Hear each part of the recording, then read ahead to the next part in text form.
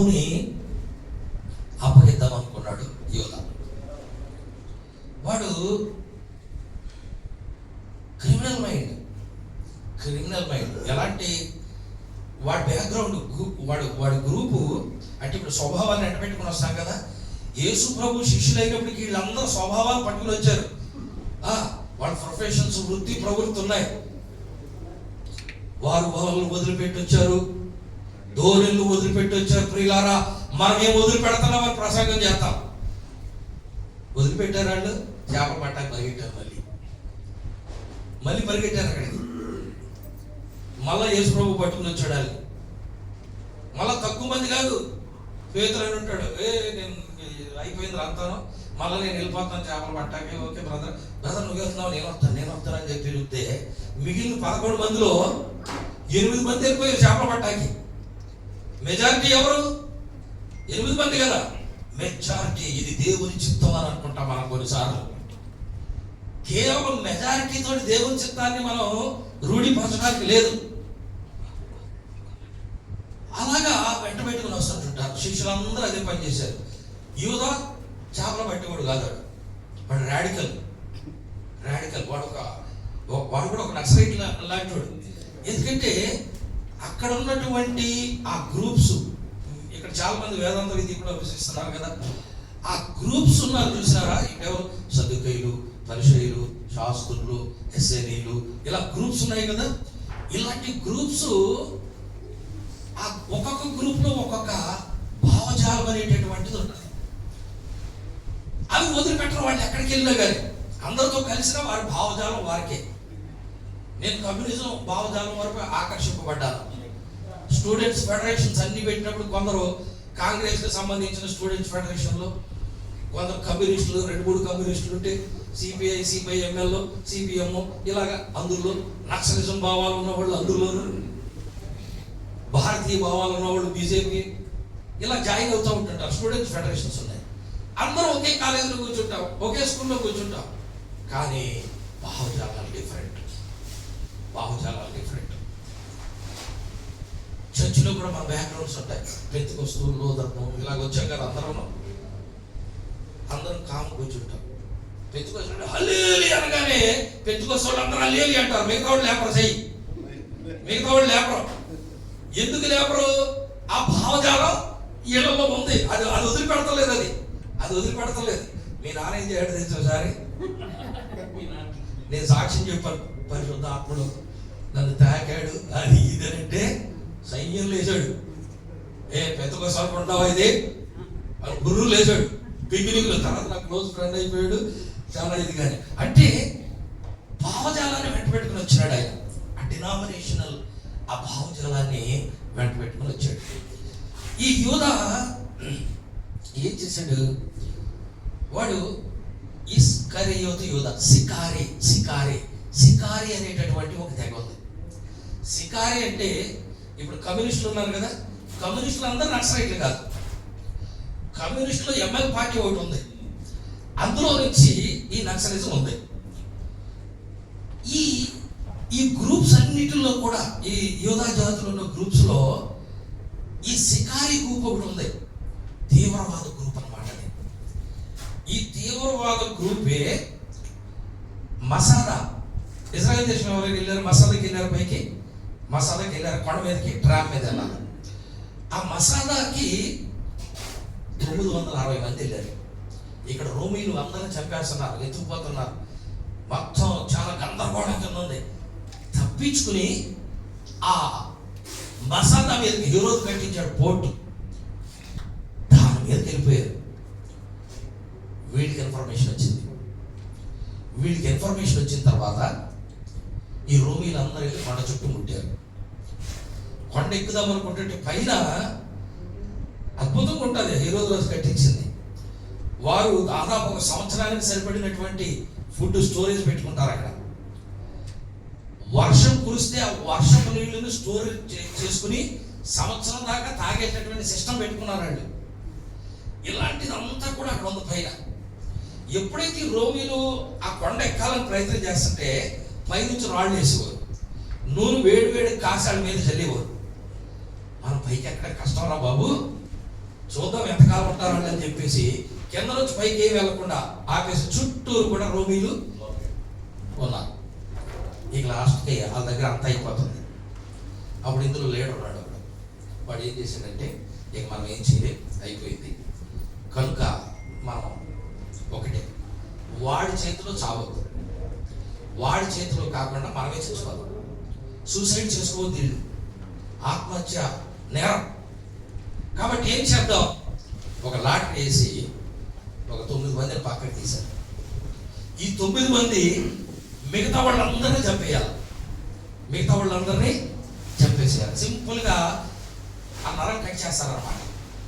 Blood అని తెలిపోయి వాళ్ళు చచ్చిపోవాలి. మళ్ళీ 9 మందిలో లాట్ వేసుకుని ఒక్కడు మిగతా వాళ్ళని చంపేయాలి. ఈ వీళ్ళని చంపాలి, సున్నతి కలిగినటువంటి వాడే చంపాలి, అన్యుడి చేతిలో పడవద్దు. ఈ స్ట్రాటజీ చేసుకుని చచ్చిపోయారు. వీళ్ళు పైకి ఎక్కేటప్పటికి అన్ని డెడ్ బాడీస్, అక్కడ అన్ని డెడ్ బాడీస్.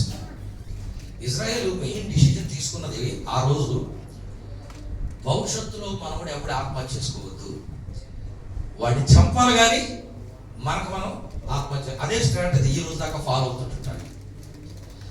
అంత తీవ్రమైన గ్రూపు సికారి గ్రూపు. ఈ ఇస్కరియోతు యోధ వీడు అందులో చెందినోడు. వీడు యేసుప్రభు శిష్యుడు అయ్యాడు, స్వభావాన్ని వెంట పెట్టుకునే వచ్చాడు.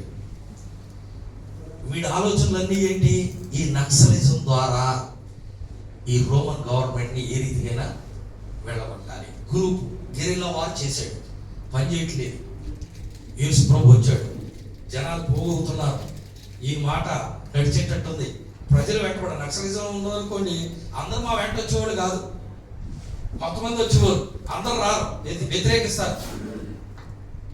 కాబట్టి ఇలా కాదు, పబ్లిక్లోకి వెళ్ళాలని వచ్చేసాడు. వాడి విషయం అంతా తెలిసి కూడా యేసు ప్రభు పిలిచాడు. అంటే మిగతా వాళ్ళు కూడా స్వభావాలు వదిలిపెట్టలేదు అన్న సంగతి యేసు ప్రభువుకు తెలుసు. వీడు అంతే. మనం ఏంటంటే పెద్ద మర్డర్ చేసినోడు, నేను మర్డర్ చేసేవాడిని ప్రభువు నమ్మానంటే అన్ని మీటింగ్లు పిలిచి మైక్ ఇచ్చి వాక్యం చెప్పిస్తాను. పాపం అన్నది చిన్నదైన పెద్దదైన ఒకటే. కానీ ఒకడు తొంట్రోడు ఏదో చిన్న ఇది చేసి అసలు గుడికి రాకుండా ఇలా చేసినోడు ఆడు మారితే ఆయన అస్సలు పట్టించుకోం మనం. పెద్ద పాపం మర్డర్ చేశాను, నేను అది చేశానంటే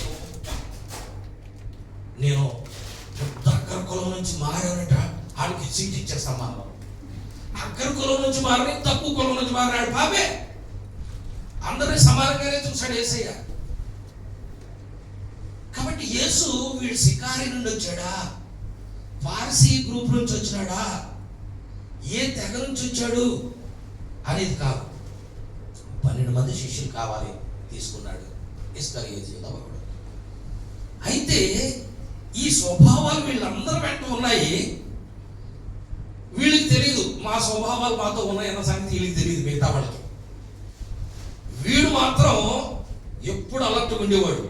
నేను వచ్చింది ఇందుకే వచ్చాను, రోమీలతో ఫైటింగ్ ఉంది నాకు, మా సికారి గ్రూప్ నేను సాధించట్లేదు, నేను ఇందులోకి వచ్చి స్ట్రాటజీ మార్చుకున్నాను అనుకున్నాయే. వీడంతా కూడా ఈ ఫైనాన్స్ డిపార్ట్మెంట్ అంతా ఏంటిదే కదా, ఫైనాన్స్ డిపార్ట్మెంట్ చర్చెస్లో చెబుతున్నా అద్భుతమైన పరిచర్య, కానీ డేంజరస్ పరిచర్య. అది చాలా అద్భుతమైన పరిచర్య, చాలా ప్రమాదమైన పరిచర్య. అది చాలా జాగ్రత్తగా ఆ పరిచర్య వైపు వస్తే దేవుడు స్తోత్రం చెప్పండి, కానీ అలర్ట్గా ఉండండి. నేను ఎంకరేజ్ చేస్తున్నాను కానీ అలర్ట్ మాత్రం ఇస్తున్నాను అంతే. వీడిది అదే పరిచర్య. సరే అంత అయిపోయింది. లాస్ట్కి నా రాజ్యం ఇది కాదు, నా రాజ్యం ఇది కాదు అని చెప్పి యేసుప్రభు అసమానం చెబుతున్నాడు. కన్ఫ్యూజ్ చేసేవాడు వీళ్ళందరినీ. ఏదైనా ప్రశ్న అడిగితే సమాధానం సరిగ్గా చెప్పాడు కదా ఆయన.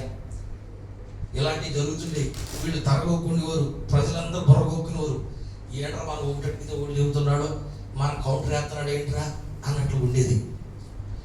యూదాకు అర్థమైపోయింది, ఇక లాభం లేదు అని అనుకున్నాడు. వెళ్ళాడు, బేరం ఆడుకున్నాడు. ఎవరికి తెలియదు అనుకున్నాడు, వచ్చేసాడు. ప్రభు వల్ల ప్రారంభమైంది. మీలో నన్ను ఒకడు అప్పగిస్తున్నాడు, మీలో నన్ను ఒకడు అప్పగిస్తున్నాడు. ఇక స్టార్ట్ చేశాడు ఆయన. ఇది కౌన్సిలింగ్ వేలో వన్ ఆఫ్ ద వే అన్నమాట ఇది. కౌన్సిలింగ్ చేసేటప్పుడు ఆ సబ్జెక్ట్లో ఒక సబ్జెక్టు యేసు ప్రభు ఇస్కరియోతు యూదాని ఎలాగా హ్యాండిల్ చేస్తున్నాడు, మీలో ఒకడు నన్ను అప్పగిస్తున్నాడు అన్నాడు. అంతే.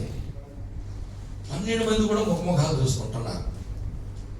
ఇలాగ ఒకడు చూస్తుంటే యూదా కూడా అందరం చూస్తున్నాడు. ఇలాగ వీడికి తెలుసు నేనే అని తెలిసినా కానీ సూపర్ యాక్టర్ చేస్తున్నాడు. చర్చిలో కూడా చాలా యాక్టర్స్ ఉంటారండి, డెఫినెట్లీ ఉంటారు.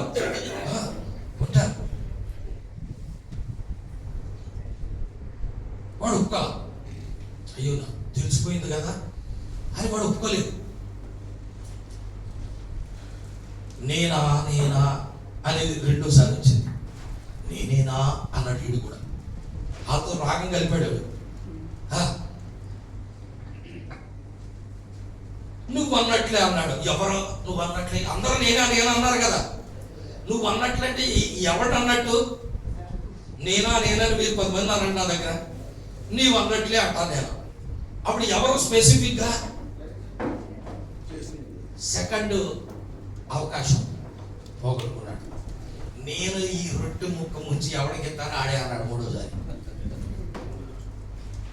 3 ఆపర్చునిటీస్ వాడు ఫెయిల్ అయిపోయాడు. కౌన్సిలింగ్లో కూడా మనం మెల్లగా శుతిమెత్తగా ఇండైరెక్ట్గా డైరెక్ట్గా చెప్పాలి. చెప్పడం ద్వారా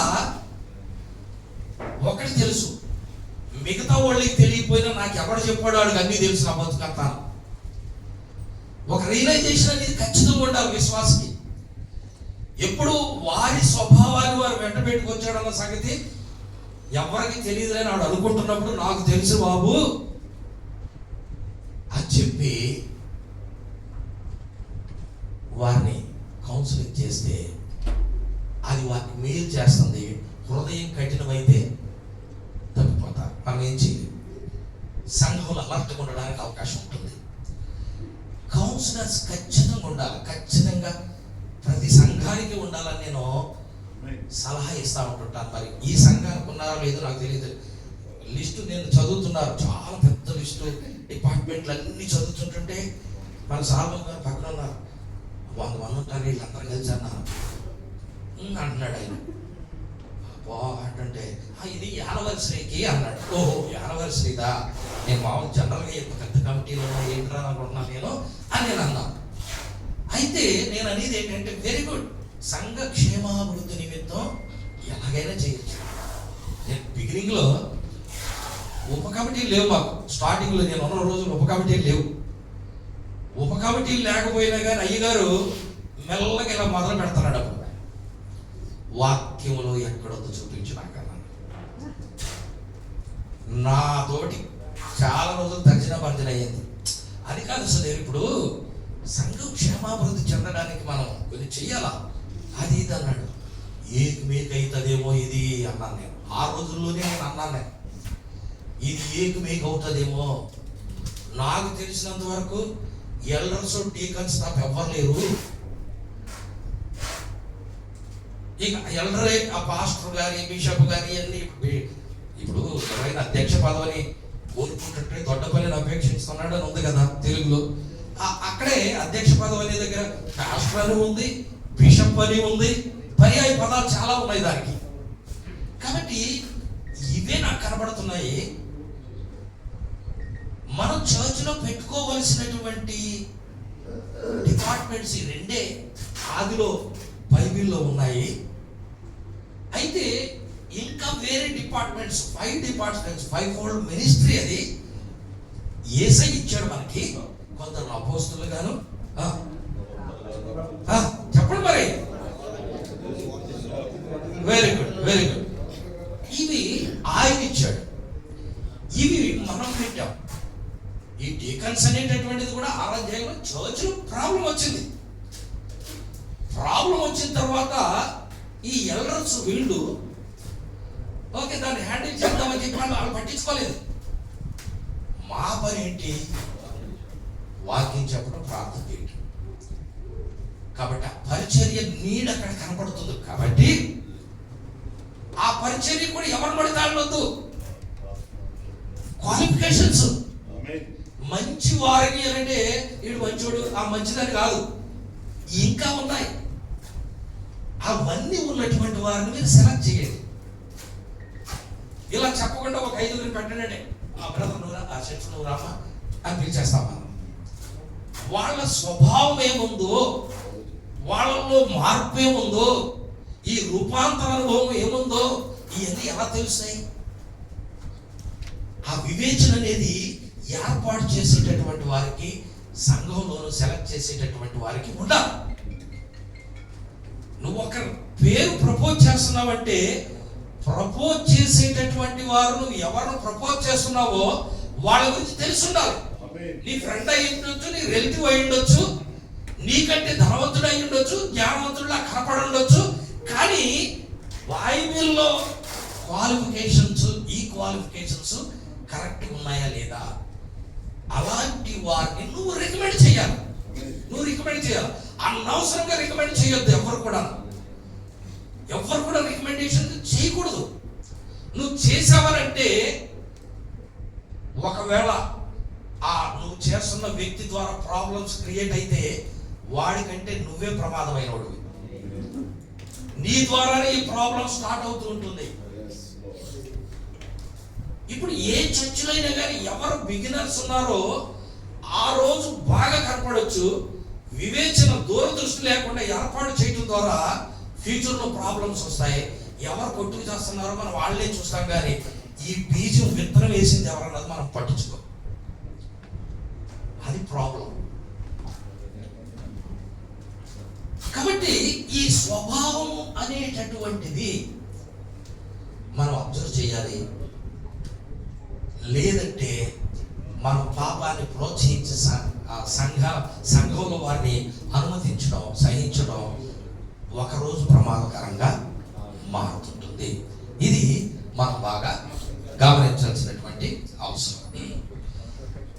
ఇక్కడ అసలు ప్రాబ్లం అనేటటువంటిది ఇప్పుడు మనం ఇందులో ముఖ్యంగా అంశం చెప్పుకుంటుంది ఏంటంటే భూ సంబంధి పరసంబంధి. పై చెప్పుకుంటే ఇది అర్థం కాదు. అందుకే కొంచెం నేను లోపలికి తీసుకెళ్తాను మిమ్మల్ని. మీరు నాతో లోపలికి వస్తుంటే ఇప్పుడు నేను నికోషియా కానీ లేకపోతే ఈ చాల్డన్ కానీ లేకపోతే ఇంకోటి కానీ సంఘంలో వచ్చినటువంటి సమస్యలకు పరిష్కారం మన పితరులు ఎలా అందించారు అనేటటువంటి అన్ని కూడా తీసుకెళ్తాను. కానీ ఈ పై అన్ని కూడా తెలియకుండా డీప్కి వెళ్ళిపోతే మనకు అర్థం కాదు. స్లోగా వెళ్ళాలి. ఏదైనా కానీ చీలమండల్లోతు, మోకాల్లోతు, నడుములోతు ఇలా తీసుకుని వెళ్తేనే ఏదైనా తీసుకెళ్ళి డబ్బుక్కుని సెంటర్లో ఇసిరేసామనుకో వాడు బుడుగురు ముందు చేస్తాడు కదా. కాబట్టి ప్రతిదీ కూడా ఒక పద్ధతి ప్రకారంగా మనం తీసుకుని వెళ్తే అర్థం చేసుకుంటారు, అర్థమవుతుంది, క్షేమాభివృద్ధి. కానీ ఇప్పుడు భూ సంబంధమైనటువంటి మనసు, ఈ భూ సంబంధమైనటువంటి మనసు నా శరీరం, నా కోరిక, నా స్వేచ్ఛ, నేను నచ్చినట్లు జీవిస్తాను. నువ్వెవరు చెప్పడానికి నాకు అంటారు. బ్రదర్ సిస్టర్ ఎలా కాదు, నువ్వెవరు చెప్పడానికి, నా ఇష్టం అండి అని అంట. నన్ను తెల్లబట్టలు వేసుకున్నాను. నేను ఫస్ట్ టైం చూసాను. నేను అలా నువ్వు తెల్లబట్టలు వేసుకోవడానికి బాగాలేదు, నువ్వు డ్రెస్ మార్చని నేను గట్టిగా అనుకో, సుధీర్ నీకేమైంది, నేను వేసుకుంటే నీకేం నష్టం అని ఆయన అనొచ్చు. సింపుల్గానే చాలా విషయాలు అలాగ అనొచ్చు. నా ఇష్టం నేను ఇలాగే ఉంటానండి, నేను ఇలాగే ఉంటాను అన్నావంటే నీ స్వభావం నువ్వు మార్చుకోవట్లేదు. నీ స్వభావం నీతోటే తెచ్చుకుంటావు. గుళ్ళోకి వారు మనసు పొందానంటున్నావు, బాప్తిసం పొందావు, సంఘంలోకి వచ్చావు, ప్రభు బొమ్మ తీసుకుంటున్నావు, పాటలు పాడుతున్నావు, వాయిద్యం వాయిస్తున్నావు, అప్పుడప్పుడు ప్రసంగాలు చేస్తున్నావు, అన్నీ సూపర్గా ఉన్నాయి. కానీ లోపల నీ స్వభావం అలాగే ఉంది. అది ఎలా తెలుస్తుందంటే నా ఇష్టం అండి, నా ఇష్టం, ఇలాగే ఉంటాను, నేను ఇలాగే ఉంటాను. ఇది ఎప్పుడైతే వచ్చిందో ఈ మాట తేడా ఉన్నట్టే. నేను ఇలాంటివి దాదాపుగా ఒక 100 అంశాలు నా దగ్గర ఉంటాయి, బాగా జీర్ణించేసుకున్నాను అన్నమాట. అందుకే నేను ఎవరితోటైనా మాట్లాడుతుంటే 2 నిమిషాల్లో ఆ 100 పాయింట్లు దేనికి తగులుతున్నాడు ఈ వ్యక్తి, ఈమె దేనికి తగులుతుంది, ఓ అయితే ఇదన్నమాట అనాలిసిస్ చేస్తాను. అన్నా అయ్యగారు 2 నిమిషాల్లో మీకు ఎలా తెలిసింది అంటే, నేను నేర్చుకున్నాను ఈ క్లాసు ఇలా నేర్చుకున్నాను, నేను చెబుతూ నేర్చుకున్నాను. కొత్త క్లాసులు ఎవరైనా చెబుతుంటే నేర్చుకున్నాను. నేను స్టూడెంట్గా ఇప్పటికీ ఇష్టపడుతుంటుంటాను, నేను నేర్చుకోవడానికి ఇష్టపడుతుంటుంటాను.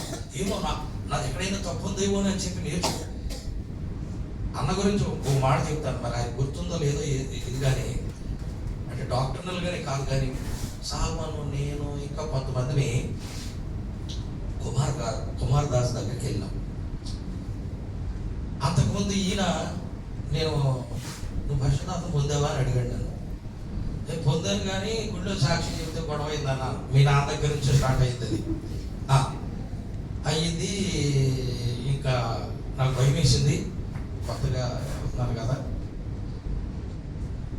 లివింగ్స్టన్ అయ్య గారు కూడా నాకు ఎంకరేజ్ సీక్రెట్గా చేశాడు కానీ సగంలో చేయలేకపోయాడు. ఆయన పడతలేదు పరిగెట్టుకు వచ్చాడు, అప్పుడు లేడు, గొడవ జరిగినప్పుడు లేడు. ఆయన వచ్చేసి ఆ సుధీర్ ఎంత అయిందంటే ఏంటంటే, లేదంకులు ఇది నా ఎక్స్పీరియన్స్, ఇలా ప్రార్థన చేసుకుంటుంటే కళానందం నాతో ప్రార్థనలు ఉన్నాడు. ప్రార్థనలు ఉండి పరిశుద్ధాత్మ చేత నింపబడి ఇదంతా ఆయన సాక్షి. అసలు ఆయన నన్ను కూర్చున్నాడు, సాక్ష్యం చెప్పాలి, ఎంత అనుభవం ఉంటే సాక్ష్యం చెప్పకపోతే ఎలాగా అని వెళ్తే, ఇప్పుడు దేవుడు చెప్పలేన్నాడు కదా, సాక్ష్యం ఏమైంది నీకు అంటాడు. ఎంత అద్భుతం జరిగినా 2 వారం వెళ్ళే వరకు మొన్నే కదా చెప్పావు, ఈ వారంలో మళ్ళీ ఏమైంది అంటాడు. ఇలా డిఫరెంట్గా ఉండేవారు ఇది సంఘ పెద్దలు నాకు ఆ రోజుల్లో. చెప్పేశాను, గొడవ అయిపోయింది. మరి అయ్యగారు కదా, ఆయన లేడు, ఆయన నోటీస్కి వెళ్ళిపోయింది, వచ్చేసాడు, ఇంటికి వచ్చేసాడు. ఏడు సుధీర్ అంటే గుళ్ళో చెప్పిన సాక్ష్యం అంతా ఆయనకి చెప్పాను. మళ్ళీ ఇప్పుడు మనది ఇంటర్ డినామినేషన్లు, నేను లోదర్ మోడ్ని చిలకరింపు అయినా నేను మొచ్చడు బాప్తీసం పొందాను, నేను మారాను కదా నేను. అలాగే ఇప్పుడు పరిశుద్ధాత్మ ఉంది. నేను ఫస్ట్లో వ్యతిరేకించాను. ఆస్ట్రేలియా వెళ్ళాను ఒకసారి, ఆ హెచ్సిఎఫ్ ఆమె కౌంటర్, ఆమె ఎవరో ఇక్కడ నడిపించిన ఒక లేడీ జన వెళ్ళాను. ఆయనకి వెళ్ళిన తర్వాత ప్రార్థన చేసుకుంటున్నాం, ప్రార్థన చేద్దాం, నన్ను ఎత్తి మీద చేయెత్తింది అంతే. నేను ఆత్మతో నిండిపోయాను, అన్ని భాషలు మాట్లాడాను, నాకున్న ఎక్స్పీరియన్స్. అమ్మయ్య తోడు దొరికింది నాకు అనుకున్నా. గుళ్ళో చెప్పలేకపోయాడు. ఆయన ప్రాబ్లమ్స్ ఆయనకున్న ఇంటర్ డినామినేషనల్ సంఘాన్ని నడిపిస్తున్నాడు, ఏది చెప్పకుండానే చెక్క ముక్కలు అయిపోయింది అప్పుడు ఇది. కాబట్టి ఇక ఒంటరివాడిని అయిపోయాను. ఈయన వచ్చాడు 2 సంవత్సరాలకి, వచ్చి నువ్వు అన్ని భాషలు మాట్లాడేవారి ప్రాబ్లం చెప్పాను. ఏం పర్లేదు, ఇప్పుడు వచ్చావు కదా ఓకే అని చెప్పి ఇంక మళ్ళీ మీరిద్దరు మొదలెట్టాం. ఇలాగా మాతో చిన్నగా ఒకళ్ళు జాయిన్ అవుతున్నారు. ఎక్కడెక్కడెక్కడెక్కడ ఆన్లైన్ ప్రేయర్ చేస్తా తిరుగుతూ ఉండేవాళ్ళం మేము. కుమార్ దాస్ గారు 25th ఫిబ్రవరి కువైట్ ఏదో డే ఉంది కదా, అది ఆ రోజు సెలవు అక్కడ పెడుతున్నారు అనగానే ఇక సాల్మను, నేను, గబ్రియల్ గారు, లతాంటి, ఇలాగ ఉన్న టీం అంతా కూడా చెలో వెళ్ళిపోదాం అంటే అక్కడికి వెళ్ళిపోయాం. ఆ రోజుల్లో ఎంత శక్తి మాకు, ఇన్ని సంఘాలు లేవు కదా, మా తెలుగు సంఘాలు ఇప్పుడు ఎక్కువ ఉన్నాయి. సిలోన్ పెంతకొచ్చి జరుగుతుంది, అందులోకి వెళ్ళిపోయేవాళ్ళు, ఎక్కడికంటే అక్కడికి వెళ్ళిపోతుండే వాళ్ళు. ఇది స్పిరిచువల్ తృష్ణ ఆకలిలా ఉండే తప్ప మాకు ఏదైనా పొజిషన్ కావాలనేది అస్సలు ఆ మైండ్ రాలేదు మాకు ఆ రోజుల్లో. అలా ఉన్నాం. అప్పుడు భిన్నంకులు నన్ను బాగా ఫాలో చేసేవాడు. పరిశుద్ధాత్మతో ఉండాలి మనం అంటుండేవాడు, కానీ ఆయనే పరిశుద్ధాత్మ పొందలేదు, అప్పటికి పొందలేదు. దయసాయి గారు అన్నాడు, చర్చికి వెళ్ళి ప్రార్థన చేసుకుందాం, నువ్వు 4 గంటలకి రెడీ ఉండాలా అంటే, నేను 3 గంటలు లేచి స్నానం చేసేసి కొంచెం వెర్లీగా అయిపోతే ప్రార్థనలో ఉండేవాడిని. 4 గంటలకు వచ్చి ఆరణ కొట్టేవాడిని. నేను 3:30 ఆ టైంకి రెడీ అయిపోయి, సరే ఆయన నుంచి ఆరణ కొడతాడు కదా తెలుస్తుందని చెప్పి మోకాళ్ళ మీద ఉన్నాను. వెంటనే మోకాళ్ళ మీద ఉన్నాను, నిద్ర పట్టలేదు. స్తోత్రం స్తోత్రం అంటున్నాను. వెంటనే ఒక దర్శనం ప్రారంభమైంది. ఆ దర్శనంలో నేను ఆత్మచేత నింపబడేది. అది కూడా ఎలాగా, నా పక్కన బెన్నంకులు కూర్చుని అన్నాడు. బెన్నంకులు కూర్చుని ఆయన ఆత్మచేత నింపబడి ఆయన కాలు నాకు అలా తగిలింది. వెంటనే షాక్ వచ్చి నేను ఆత్మచేత నింపబడి కొట్టుకుంటా కొట్టుకుంటా కొట్టుకుంటా ఇలాగ చేతులు ఇలాగ అయిపోయి ఇలా బోర్లుగా పడిపోయాను. ఆరు పడుతున్నాడు, నేను వెళ్ళట్లేదు. ఇంకా కొట్టాడు కొట్టాడు కొట్టాడు, ఇంకా వెళ్ళిపోతాడు అనమాట. ఇంక ఈ రోజు లేగలేదు అనుకుంటాడు. వేరుపడేది. చూసేటప్పటికి నేను దర్శనంలో ఎలాగైతే బోర్లుగా పడిపోయానో అలాగే ఉన్నాను. నన్ను నేను చూసుకున్నాను. సాల్మన్కి చెప్పాను, గుర్తు చేసుకోసారి చెప్పాను సాల్మన్కి. సాల్మన్ ఇలా వచ్చిందంటే, నువ్వు ఎప్పుడు కూడా గుళ్ళో బెన్నంకులు పక్కనే కూర్చోాలని సలహా ఇచ్చాడు. ఎప్పుడు బెన్నంకులు పక్కన కూర్చోడు. బెన్నంకులు కూర్చున్నాక ఆయన పక్కన ఇటు ఎవరు కూర్చున్నా వాళ్ళు ఇటు ఇటు గెంటేసి నేను మధ్యలో కూర్చునేవాడు. ఎప్పుడు పరిశుద్ధాత్మ వస్తుందో నా మీద కాదు, ఆయన మీద ఎప్పుడు వస్తుందా, నాకు ఎప్పుడు తగులుతాడా. ఇంక పసిపిల్లలాగా ఉన్నప్పుడు ఇలాగే వెళ్తాం కదా. నాకు వస్తుందని నాకు అది లేదు, ఈయనకు వస్తేనే నాకు వస్తుంది. అది కుమారదాస్ గారి దగ్గరికి వెళ్ళాం. బెల్లి గారు లేరు కదా అక్కడ, ఉన్నారు. ఆత్మచేత ఒక్కొక్కరు నింపబడుతుంటే నా పక్కన బెన్నంకులు కాదని వేరే వ్యక్తున్నాడు. ఆయన నాకు తగలగానే నా శరీరానికి అసలు మాంసం ఉన్న ఫీలింగ్ లేదు, అస్థిపంజరంలాగా. కరెంట్ షాక్ నాకు 2-3 సార్లు కొట్టింది.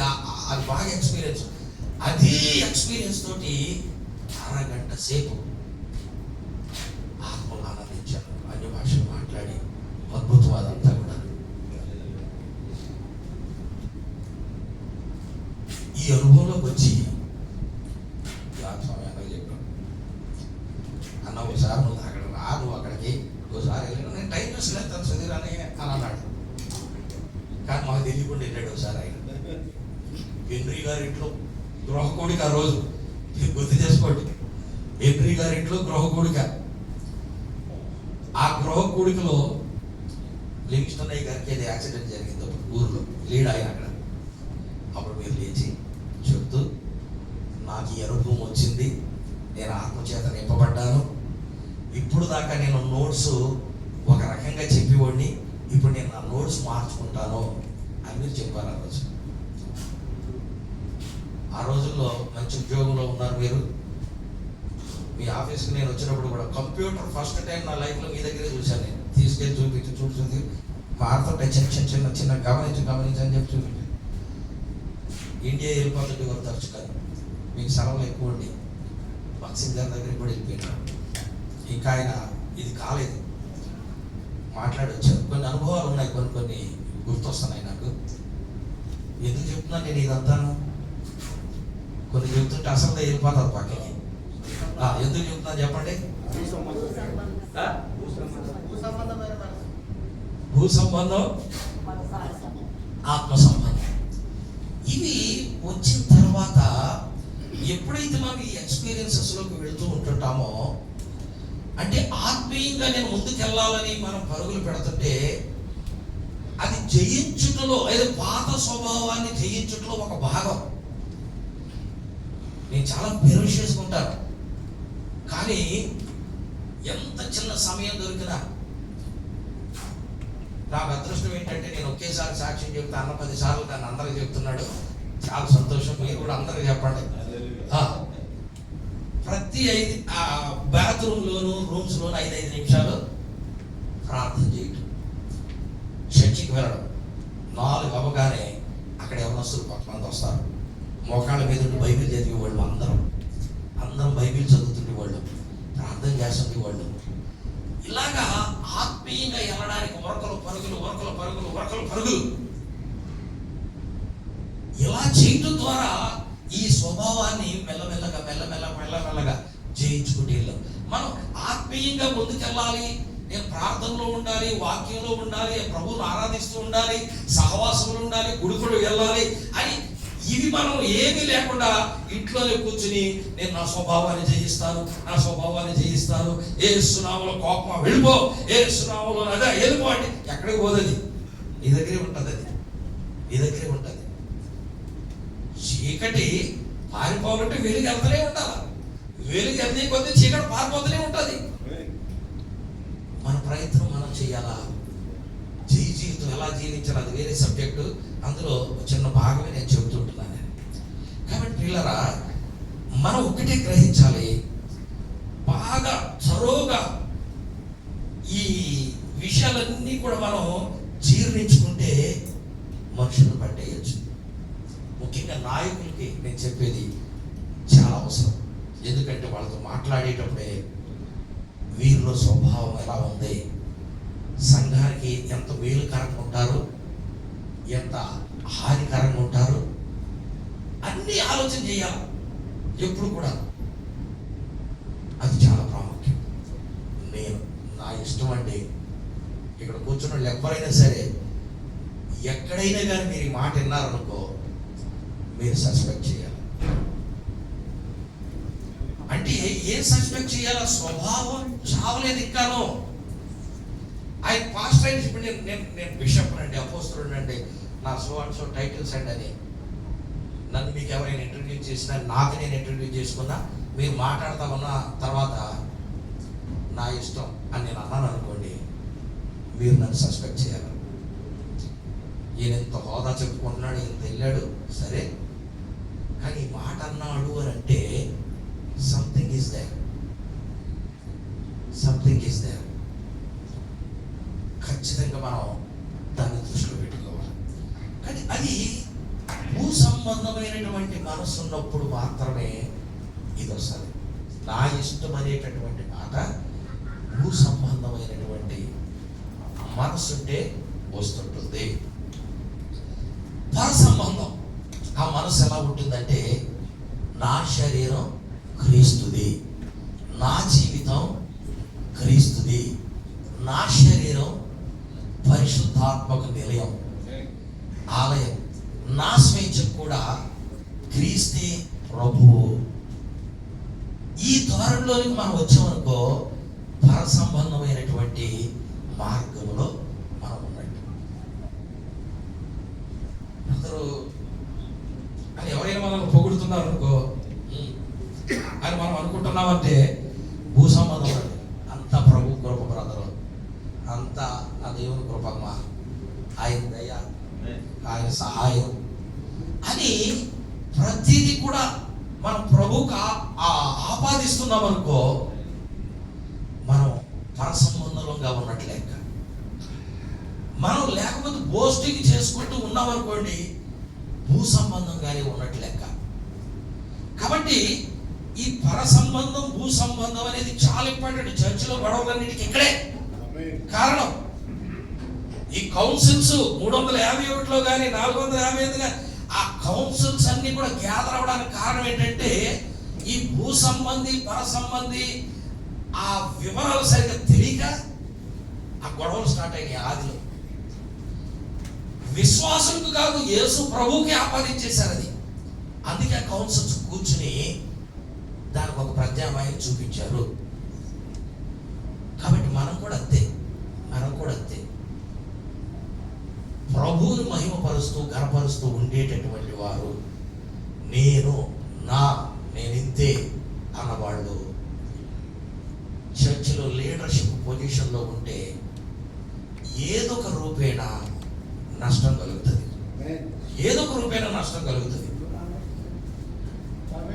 ఏది చేసినా ప్రభు బాత్రూమ్ భలే కడుగుతున్నాం, ప్రభు ఆ మనసు ఇచ్చాడు, దేవునికి స్తోత్రం. భలే పాడుతున్నావు, అవును, దేవుని కృపల అవకాశం దొరికింది, నాకు ఈ గుర్తుంది, ఇదే పాడతా, ఇదే వాయిస్తా, ఇదే చెప్తా. ఎంతసేపు మన యేసయ్య మనకి ఇచ్చింది అని చూసుకుంటే వెళ్తుంది. మనం ఆ పాత స్వభావాన్ని చితకొట్టేస్తున్నట్టు, చంపేస్తున్నట్టు, జీవితపు మార్గంలో ఉన్నట్టు, పరిశుద్ధత నుండి అతి పరిశుద్ధతలోనికి మనం వెళ్ళేటట్టు. ఒకేసారి ఎవరు కూడా పాత స్వభావాన్ని విడిచిపెట్టేసేలాగా సంఘంలో కనపడరు, ఒకేసారి పరిశుద్ధులుగా మారరు. నిజమైనటువంటి పరిశుద్ధత ఎప్పుడు వస్తుందో తెలుసా? యేసు ప్రభు రాకడ సమయంలోనే జరుగుతుంది. యేసు ప్రభు రాకడ సమయంలోనే ఆ మార్పులన్నీ, అతి పరిశుద్ధతలోనికి వెళ్ళే మార్పులన్నీ చోటు చేసుకుంటాయి. మనం ఆవరణము పరిశుద్ధ స్థలం దాకా ప్రవేశిస్తాం. అతి పరిశుద్ధ స్థలంలోనికి ఆ ప్రధాన యాజకుడు, మనమందరం యాజకులము, రాజులము. అంటే నేను యాజకుడిని, పాదిరి ప్రసంగం చేయాలా, పాదిరి ప్రభువాలు ఇవ్వాలా, పాదిరి బాప్తిసం ఇవ్వాలా, పాదిరేనా నేను కూడా యాజకుడిని అని వాక్యం, అది మన వెర్షను, మన యాంగిల్లో తీసుకుని దాన్ని అడ్డం పెట్టుకుని చేయకూడదు. చాలా మంది ఉన్నారు యాజకులు, ఆ ప్రధాన యాజకుడు ఒక్కడే వెళ్ళాలి అతి పరిశుద్ధ స్థలంలో, ఆడిని కూడా తిరిగి వస్తాడో లేదో డౌట్. కాబట్టి ఈ భూలోకంలో ప్రత్యక్ష కూడా అంశం కాదు కదా మంది, అయినా కానీ ఒక మాట చేద్దాం. ఈ భూలోకంలోని ప్రత్యక్షపు గుడారంలో ఆ రీతిగా అంత స్ట్రిక్ట్ గా దేవుడు రోషంగా, పౌరుషంగా, నిష్ఠగా ఉన్నాడు అని అంటే అసలు సిసలైనటువంటి ఆ యేసయ్య, పరిశుద్ధుడైన యేసయ్య మహిమతో మేఘారుడై వచ్చినప్పుడు మనల్ని తీసుకెళ్లేటప్పుడు ఎంత కూడా మచ్చాడావు కళంకం మనకు ఉండకూడదు. పరిశుద్ధతలోనికి అప్పుడు మనం మారిపోతాం. ఎవరు ఈ స్వభావాన్ని జయించుకుంటూ పరిశుద్ధతలోనికి వెళ్తూ వెళ్తూ వెళ్తూ వెళ్తూ బయట నుంచి ఆవరణలోకి వచ్చి, ఆవరణలో నుంచి పరిశుద్ధ స్థలంలోకి వచ్చిన వాళ్ళు అతి పరిశుద్ధ స్థలంలోకి జంప్ అవుతారు, ప్రధాన యాజకత్వంలోనికి. కనుక మన ప్రయాసం మనం పడాలి జై జీవితం విషయంలో. పర సంబంధం, భూ సంబంధం, దానికి క్లారిటీ అనేది ఖచ్చితంగా ఉండాలి. మీరు మీ సొత్తు కారు. కొరింథీ మొదటి పత్రిక 6:19-20 దాకా. మీ శరీరము మీలోనున్న పరిశుద్ధాత్మకు ఆలయమని మీకు తెలియదా? మీరు మీ సొత్తు కారు. ప్రభు దగ్గరికి వచ్చినటువంటి వాళ్ళం నేనే అనకూడదు. నేను ఈ గిరిజన ప్రాంతాల్లో అటు ఇటు వెళ్ళినప్పుడు సులభ శైలిలో వాళ్ళకి అర్థమయ్యేటట్టు చెప్పడానికి కొన్ని కొన్ని కథలు తయారు చేసుకుంటుంటాను. నేను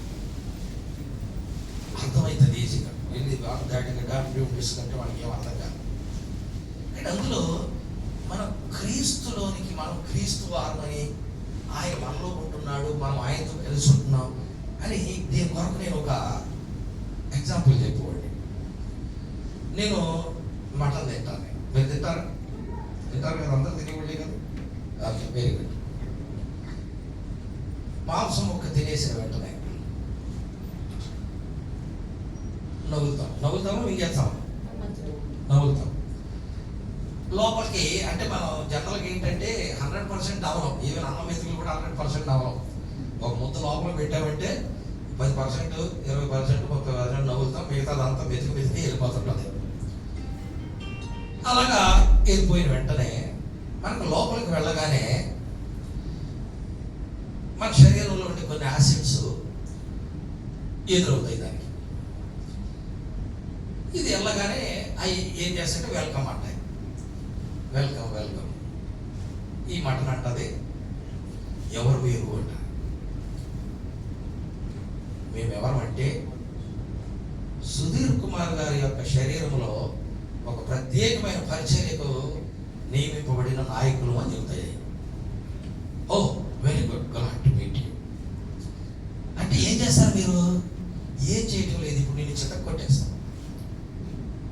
నిన్ను పిప్పి చేసేస్తాం.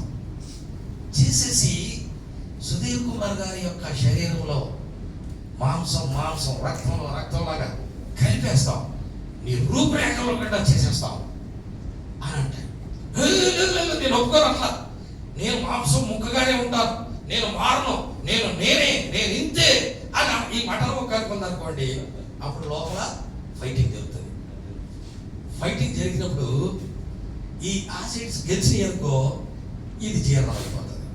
కానీ మటన్ ముక్క స్ట్రాంగ్ కదా, ఇది భూ సంబంధి, నేనెందుకు అని ఫైట్ చేసి ఇది గెలిచింది అనుకో ఏమవుతుంది అంటే బయటకు వచ్చేస్తుంది. ఈ లౌకిక సంఘానికి చెప్తాడు, నేను నా నోట నిన్ను గుమ్ము వేయ ఉద్దేశం, నువ్వు లోపలికి అంటట్లా, జీర్ణం అవ్వట్లా, నేనే అంటున్నాను, నువ్వు ఇక్కడ ఉండొద్దు, నాలో ఉండొద్దు, వామిటింగ్ బయటికి వెళ్ళిపోతాను. కాబట్టి మనం మారకూడదు. యేసు ప్రభువులోకి వచ్చిన తర్వాత మనం యేసు బిడ్డలం అంతే. అందరూ ఒకటి, అందరూ సమానమే. అది ఉన్నప్పుడు మనం క్రీస్తులో ఉంటాం, క్రీస్తు మనలో ఉంటాడు. నా హృదయమే దేవాలయం, గుడికి వెళ్ళక్కర్లేదని ఇలాంటి వితరణవాదాలు చేసామనుకోండి, అది ఇంకా ప్రమాదం. పూర్తిగా భూసంబంధి, పూర్తిగా భూసంబంధి. పరసంబంధి అలా కూడా సహవాసం తప్పనిసరిగా సహవాసంలో పరసంబంధులు ఉండాలి. ఇలాగ కనుక మనము, మన దేహము పరిశుద్ధాత్మ దేవదేవునికి నిలయం. అప్పుడు ఈ శరీరము ఆయనలో జీర్ణమైపోయింది అనుకోండి, ఆయన స్వభావం, ఆయన మనస్సు మనలోకి ఎంటర్ అవుతూ ఉంటుంది. అప్పుడు నీలో సగం యేసుప్రభు ఉన్నాడు, నీ గుండెల్లో యేసుప్రభు ఉన్నాడు. ఇప్పుడు నీ ఫ్రెండ్, నీ రిలేటివ్ నీకు దగ్గర ఉన్నాడు, అలా సినిమాకి వెళ్ళొద్దాం రా అంటాడు. నీ భూ సంబంధమైన స్వభావం నుండి యేసుప్రభు లేడు అనుకోండి, అంతేనంటావా? ఏ పని లేదు, పద అని వెళ్ళిపోతాడు. చర్చిలో యాక్టివ్. మళ్ళీ చాలా ఆత్మీయ విషయాల్లో ఇతరుల ఇన్ఫ్లుయెన్స్ పనిచేసి రాజీ పడిపోతాడు.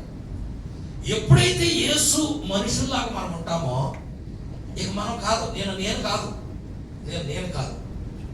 అప్పుడు యేసుప్రభు ఉంటాడు. నువ్వే యేసుప్రభు.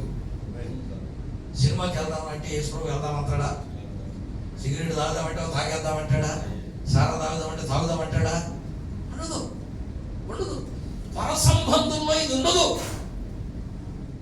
భూ సంబంధంలో ఖచ్చితంగా ఉంటుంది. ఇన్ఫ్లుయెన్స్కి మనం లోకిపోతూ ఉంటుంటాం. కనుక ఈ విషయాన్ని చాలా శ్రద్ధగా మనం పరీక్షించాలి.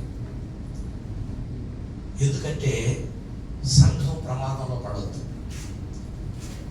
సంఘంలో ఉన్న విశ్వాసం, నాయకులు అయ్యేటటువంటి వారు, సంఘానికి మేలుకరంగా ఉండవలసినటువంటి వారు భూ సంబంధులుగా ఉంటే ఖచ్చితంగా చర్చిలో గొడవలు ఉంటాయి.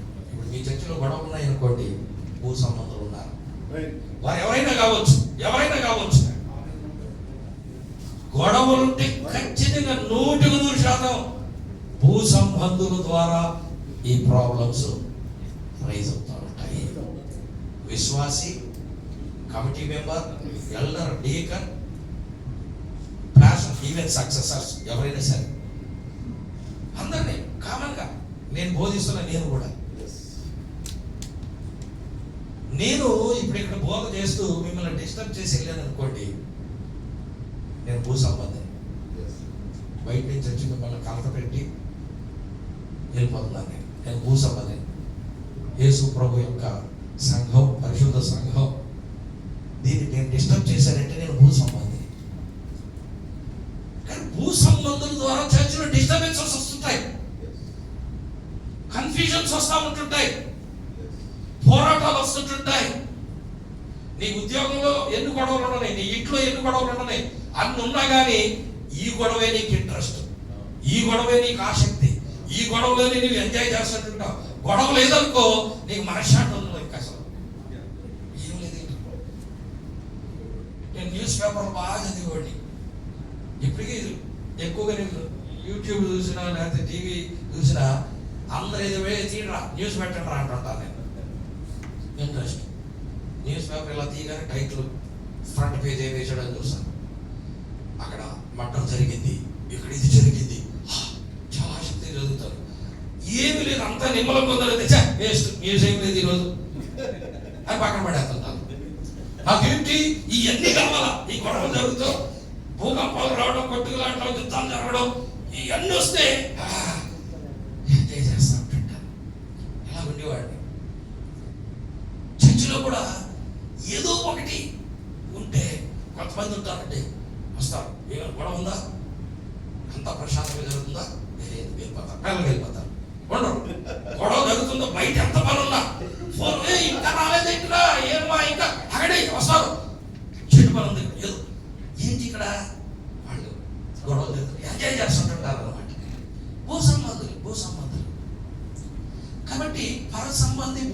ఉంది? దీనికి మనం కరెక్ట్గా ఈ అంశం మీద అవగాహన కలిగి ఉండాలి. సంఘంలో పాత జీవితం అసలు సమస్య కొరింథీ విశ్వాసులు ఒకప్పుడు వ్యభిచారం, విగ్రహారాధన, జారత్వం, దురాశ, మద్యపానం, దూషణ, దోపిడి వంటి జీవన విధానాల్లో ఉన్నారు. ఈ కొరింథీ సంఘంలో నేను ముందు చెప్పాను కదా, ఒకటే కాదు ప్రాబ్లమ్స్. మన కొరింథీ పత్రిక చదివితే అందులో నమ్మకమైనటువంటి విశ్వాస కుటుంబం ఉంది. విశ్వాసులు ఉన్నారు. క్లోయ్ వారు ఉత్తరం రాశారు. పౌలు రాసిన ఉత్తరాలు, పేతురు రాసిన ఉత్తరాలు ఇలాంటివన్నీ మనకి ఈ క్యాలెండర్లో పెట్టారు. కానీ వీళ్ళు రాసిన ఉత్తరాలు కూడా ఉన్నాయి. కొరింథీ 3 పత్రికలు రాశాడు యాక్చువల్గా ఈ పౌలు గారు. మనకి 2 కనపడుతున్నాయి.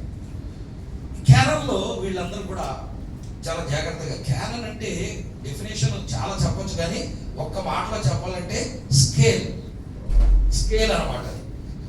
ఇప్పుడు మనం స్కేల్ పెట్టిన తర్వాత స్ట్రైట్గా వస్తుంది అదంతా. ఈ వంకటెక్కలు ఉన్నాయన్నీ కట్ చేసి పక్కన పడేయచ్చు. అలాగే బైబిల్లో కూడా వీళ్ళు ఉన్న గ్రంథాలన్నీ కూడా తీసుకొచ్చి అక్కడ పెట్టి ఈ స్కేల్ పెట్టారు. స్కేల్ పెట్టి ఈ 66 గ్రంథాలు మాత్రం మనకి తీసుకొచ్చి పెట్టారు. ఆ ఉత్తరాలు కానీ ఇవన్నీ కూడా కలిపి. ఇప్పుడు క్లోయ్ వాళ్ళు ఉత్తరం రాశారు. అయ్యా, కొరింథీ సంఘం ప్రాబ్లమ్స్ ఇలా ఉన్నాయి, గ్రూపిజం నడుస్తుంది, వ్యభిచారం చేస్తున్న ఆనందంగానే ఉన్నారు, చర్చ్ కోఆపరేట్ చేస్తుంది. ఈ దేవదాసీలందరూ కూడా యేసు ప్రభువుని నమ్ముకోమని వచ్చి ఇక్కడే ఫండ్ రైజింగ్ చేస్తున్నారు వ్యభిచారం చేసి. వాడు ఒకడు ఉన్నాడు, వాడు ఏకంగా వాళ్ళ అయ్యా భార్య చనిపోయి ఇంకొక ఆమె చేసుకున్నాడు, ఏదో మొత్తానికి సాగుతుంది, ఆమెతో పోతున్నాడు. ఇలాగ ఇవన్నీ ఉంటే దానికి ఒక్కొక్క దానికి ఆయన జవాబు రాశాడు. అదే మనకి ఉన్న కొరింథీ పత్రిక. ఇప్పుడున్న ఈ లిస్ట్ అంతా కూడా బయట నుంచి వచ్చిన వీళ్ళంతా కూడా బయట నుంచి వచ్చారు. ఇప్పుడున్న మనలో కూడా ఇందులో ఏదో ఒక దాంట్లో ఉండొచ్చు. 100% కాబట్టి 90% ఉంటారు ఇందులో. ప్రతి చర్చిలో అవన్నీ వద్దు అని అనుకున్నాం. ప్రభులోనికి వచ్చేసాం. వచ్చినప్పుడు ఆ స్వభావాలు మనతో కూడా ఇంకా వస్తూనే ఉంటుంటాయి. పరిశుద్ధతలోనికి మనం వెళ్ళే కొద్దీ దూరం అవుతుంటుంటాయి. నువ్వు పరిశుద్ధతలోనికి వెళ్ళకుండా నువ్వు చర్చిలో ఎంతకాలం కంటిన్యూషన్ అయినా నీ దగ్గరే ఉంటాయి, ఏదో రోజులు బయటకు వస్తాయి. నేనున్నాను, మర్చిపోయావా సంగతి, నువ్వేం భయపడద్దు, నేనున్నాను కదా. నీకు ఎవ్వరు సపోర్ట్ చేయకపోయినా పర్లా, నీ బలం నీకుంది, నీ వాగ్దాటి నీకుంది, నీ కోపం నీకుంది, నీ ధనం ఇవన్నీ నీకున్నాయి. యూజ్ చేసుకో, మమ్మల్ని చూద్దాం. ఇవన్నీ గుర్తొచ్చి ఎవడరావాడు, నా సంగతి తెలుసా మీకు, ఏమనుకుంటారు, ఇంక ఇలాంటివన్నీ వస్తుంటుంటాయి. ఇంకా చర్చిలో విశ్వాసులు ఇవన్నీ వస్తుంటుంటాయి. ఆ స్వభావాలు మనం జయించాలి. కొరింథీ సంఘంలో జయించలేదు చాలా మంది. కనుక ఈ ప్రాబ్లమ్స్ ఎక్కువైతే వారికి ఆయన ఉత్తరం రాస్తా ఉంటున్నాడు. గతం 1 కొరింథీ 6:9 నుంచి 11 దాకా పౌలు గతాన్ని గుర్తు చేస్తున్నాడు. కానీ 11వ వచనంలో అద్భుతమైన మాట, మీలో కొందరు అట్టివారై ఉంటిరి. ఎట్టివారై ఉన్నారు వీళ్ళంతా? వ్యభిచారం, విగ్రహారాధన, జారత్వం, దురాశ, మద్యపానం, దూషణ, దోపిడి వంటి జీవన విధానంలో ఒకప్పుడు మీరు ఉన్నారు. ఈ స్వభావంతో మీరు ఉన్నారు ఒకప్పుడు అని గుర్తు చేస్తున్నాడు. అట్టివారై ఉంటిరి. అయితే ప్రభువైన యేసుక్రీస్తు నామమున మీరు కడుగబడి పరిశుద్ధపరచబడి నీతిమంతులుగా తీర్చబడ్డారు. మీరు ఒక సంగతి మర్చిపోవద్దయ్యా, మీరు ఒకప్పుడు ఇదిగో ఈ స్వభావాలు అన్నీ ఉన్నాయి. మీరు మర్చిపోతుంది ఏంటంటే, నేను కడగబడ్డాను, యేసు రక్తంలో నేను కడగబడ్డాను, పరిశుద్ధత కొరకై పిలువబడి పరిశుద్ధతలోకి వెళుతూ ఉంటున్నాను. నీతిమంతుడు ఒక్కడు లేడు, నేను కూడా లేను, కానీ ఆయన కృప ద్వారా నన్ను నీతి మార్గంలో తీసుకొస్తుంటున్నాడు. ఇవి గుర్తు చేసుకోండి, మీరు ఇవి జ్ఞాపకం చేసుకోండి. మీరు ఎంతసేపు ఒకప్పుడు నేనేంటో తెలుసా సుధీర్ అంటే ఏమనుకున్నారు మీరు అని వర్తమానం గుర్తు చేస్తున్నారు అనుకోండి, మరి బాబు వీడు పూర్తిగా భూ సంబంధాలను మీరు ఊహించుకోవచ్చు. ఇప్పుడేంటి ఇప్పుడు కూడా ఉన్నాయి నీలో. నువ్వు చర్చ్లో ప్రాబ్లం క్రియేటర్ అన్నమాట. నీ ద్వారా ప్రాబ్లమ్స్ వస్తున్నాయి సంఘంలో. కనుక చాలా జాగ్రత్త. నా ద్వారా చర్చ్లో ప్రాబ్లం రాకూడదు. ఈ నిర్ణయం స్ట్రాంగ్గా తీసుకోవాలి. మా చర్చలో కొంతమంది ఈ నిర్ణయం తీసుకున్నారు.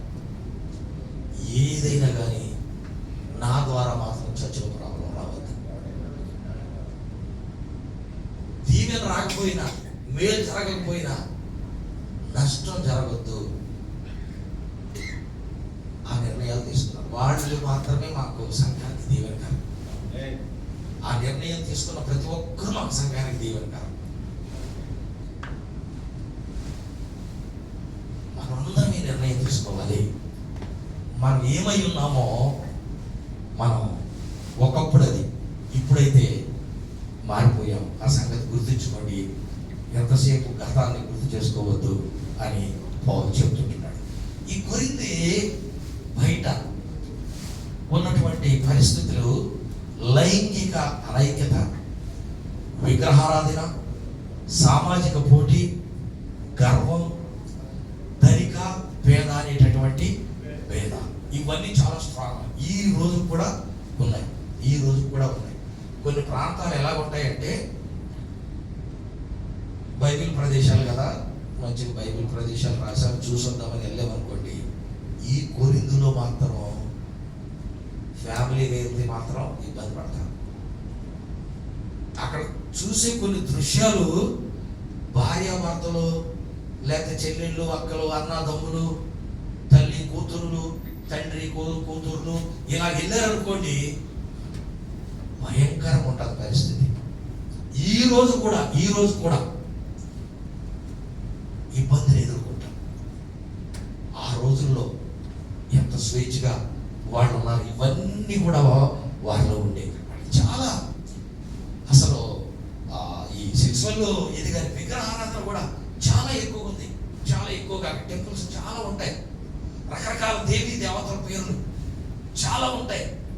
కొన్ని ఇంకా భద్రపరిచి ఉంచారు. ఆ పౌరు రోజుల్లో ఎక్కడెక్కడికైతే పరిచర్యకి వెళ్ళాడో అపోలో దేవత కానీ, ధరిత్రి దేవత కానీ, ఈ దేవదాసి ఆ గుడి కానీ, లేకపోతే అక్కడ ఉన్నటువంటి ప్రతిదీ కూడా భద్రపరిచి ఉంచారు. ఇంకా విగ్రహాలు కనపడుతున్నాయి, దేవుళ్ళు, దేవతలు. అందుకే పౌలు నెత్తిలో బాదుకుంటాడు, అయ్యో మీకు తెలియనటువంటి దేవుడు, దేవత, పేరు తెలియనటువంటి దేవుడు కానీ పూజ చేస్తారు. పేరు తెలియదు కానీ దేవుడే అంటుంటారు. ఎన్ని రకాలుగా ఆయన ఇబ్బందులు పడి పోరాడి వాక్యం చెప్పాడు. అద్భుతమైనటువంటి ప్రసంగం ఆ ప్రాంతంలో చేస్తాడు. పేతురు వెంతుకొస్తున్నాడు చేసినటువంటి ప్రసంగం ఎంత హైలైటో, పౌలు కూడా చేసిన ప్రసంగం హైలైట్. రెండే హైలైట్ ప్రసంగాలు ఉంటాయి అపోస్తలుల కార్యాల్లో. ఒకటి పౌలు చేసింది అదే ప్రాంతంలో ఉంటుంది.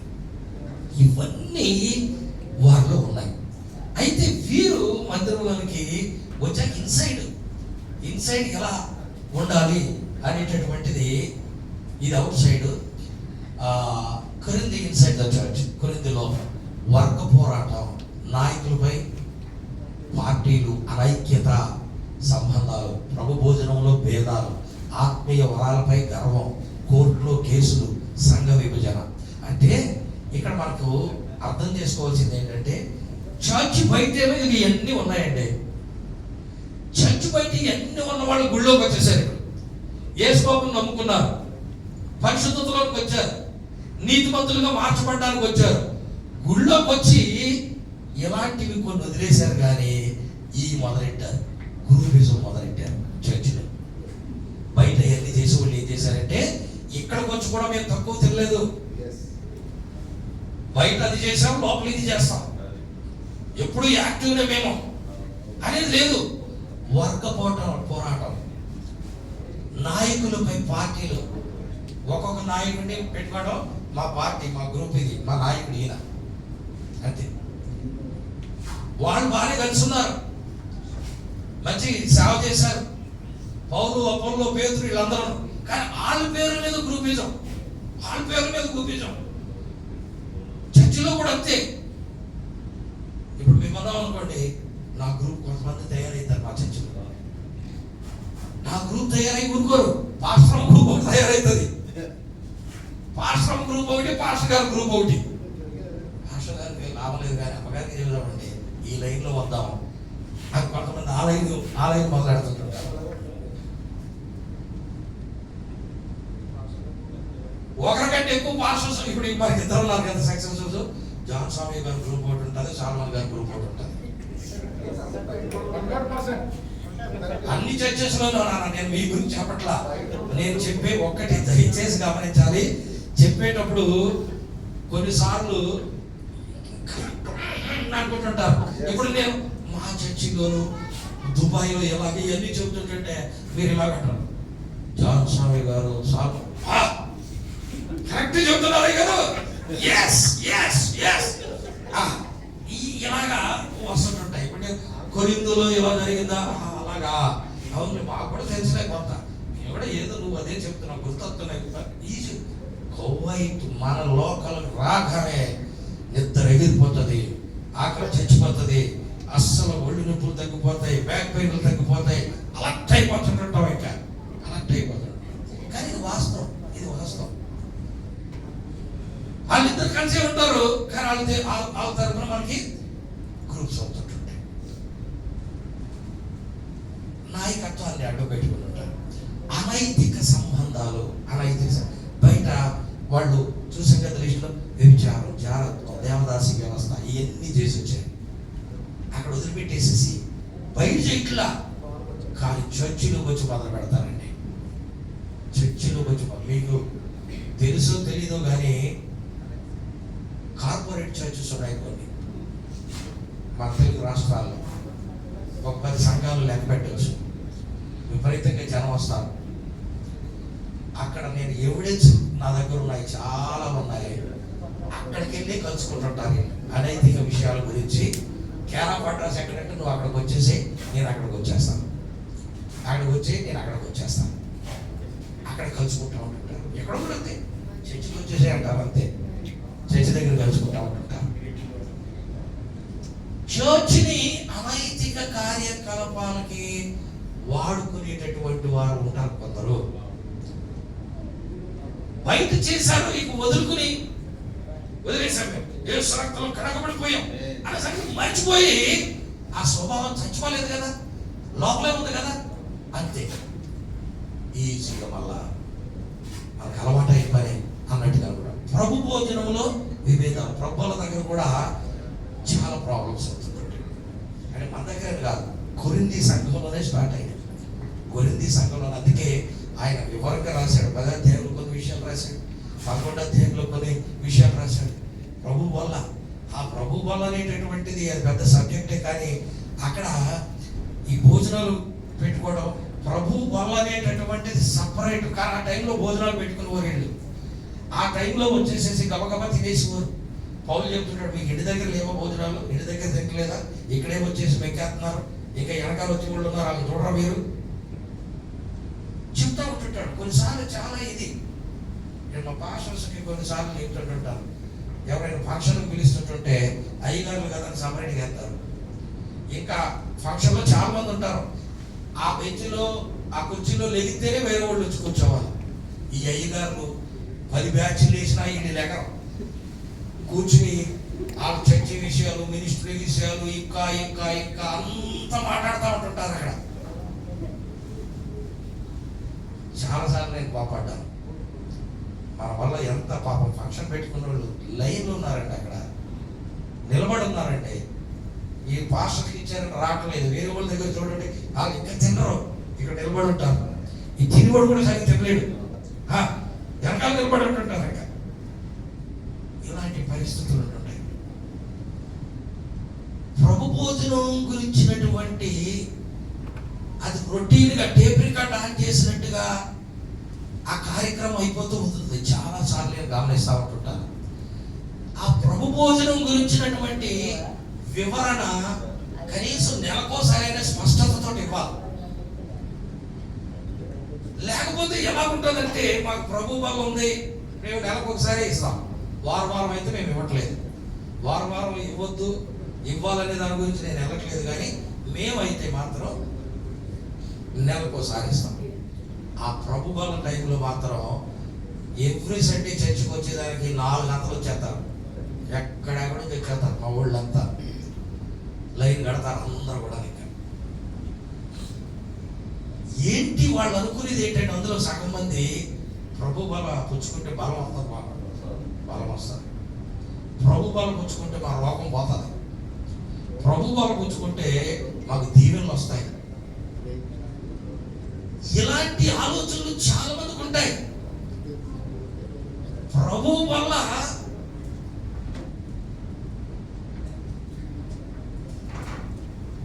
ఎంత దీవెనో అంత ఉగ్రత కూడా ఉంది.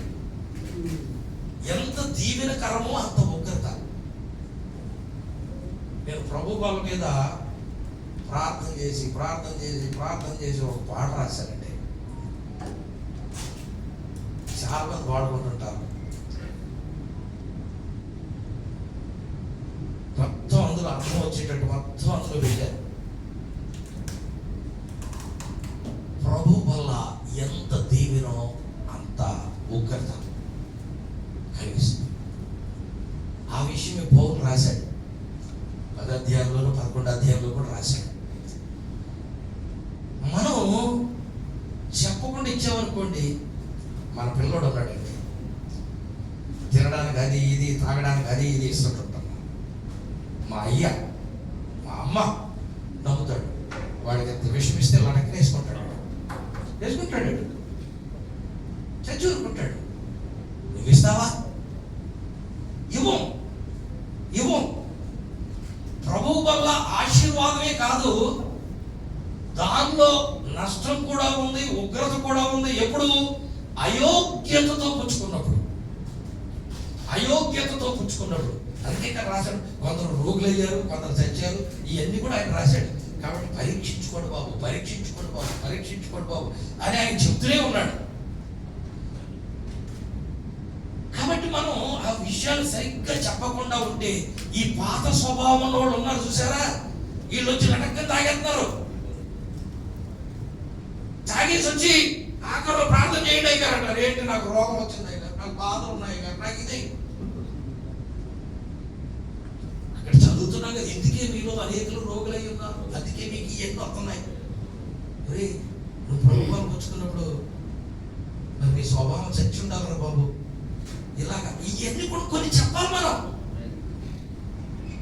చెప్పకుండా ఆదిమ సంఘంలో ఇంటింటను రొట్టె విరుచుచని చెప్పి ప్రతి ఇంట్లోకి వెళ్ళిపోయి ఆ ఒక్క మాట పట్టుకుని మనం చేస్తాం. ప్రతి ఇంట్లోకి వెళ్ళి విషం పంచుతున్నాం. విషం కొన్నిసార్లు చాలా మేలుకరమే. ప్రతి మెడిసిన్ లో కూడా విషం ఉంది.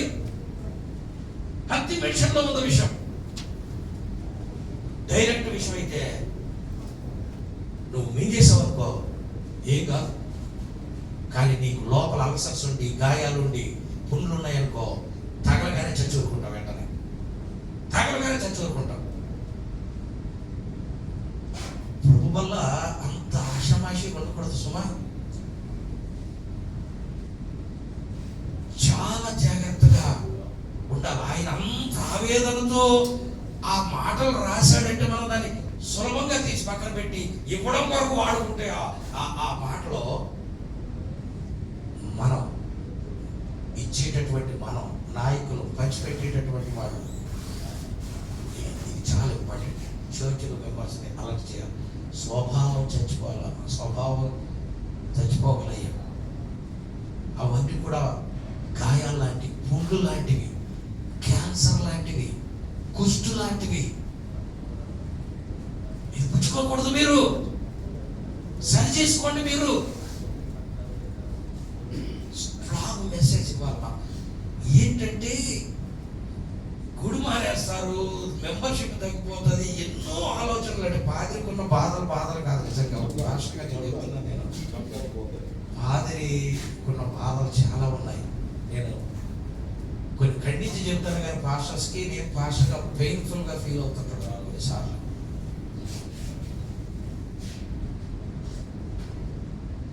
కానీ చెప్పాలి. ఎందుకు చెప్పాలి? యేసు ప్రభు కూడా అలాగే వ్యవహరించాడు. నేను రక్తం చెందించాను అందరు రక్షింపడతారని ఆయన కూడా అనుకోలా. ఆయనకు తెలుసు రక్షణ మార్గము ఇరుకు, నాశన మార్గము ఆయనకు తెలుసు. ఇందులో ప్రవేశించువారు కొందరే. ఆయనే చెప్పాడు. అర్థమైంది. కొంతమంది వస్తారు. నీ చర్చలో కొంతమంది ఫిల్టర్ చేసి పెట్టుకో, స్ట్రాంగ్ గా ఉండేవాళ్ళు.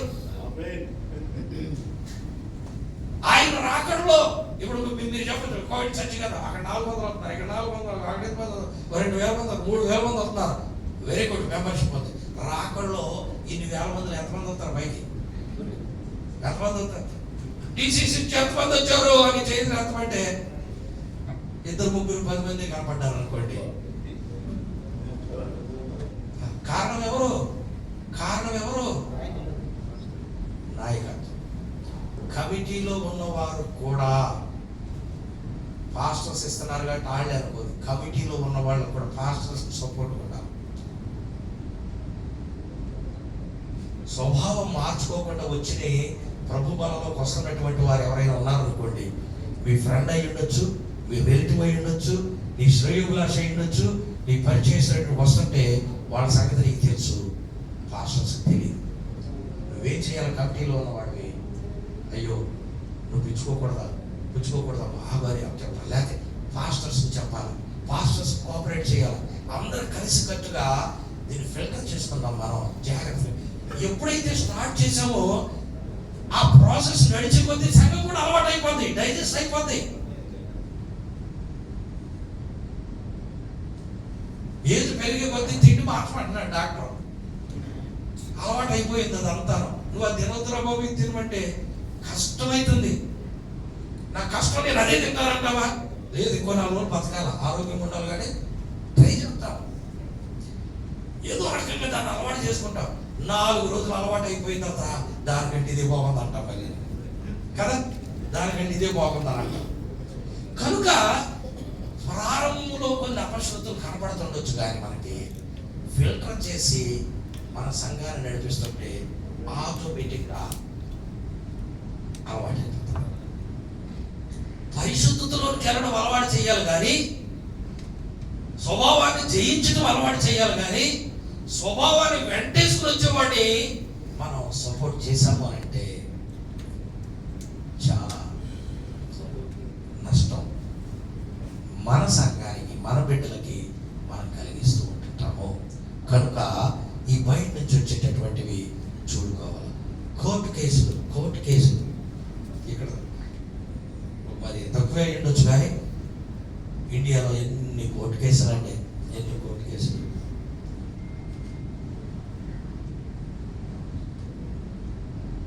వాక్యం చెబుతుంది మనము దేవదూతలకు తీర్పు తీర్చవలసిన వారం అయి ఉండగా అన్యుల తీర్పులోకి మనం వెళ్తామా?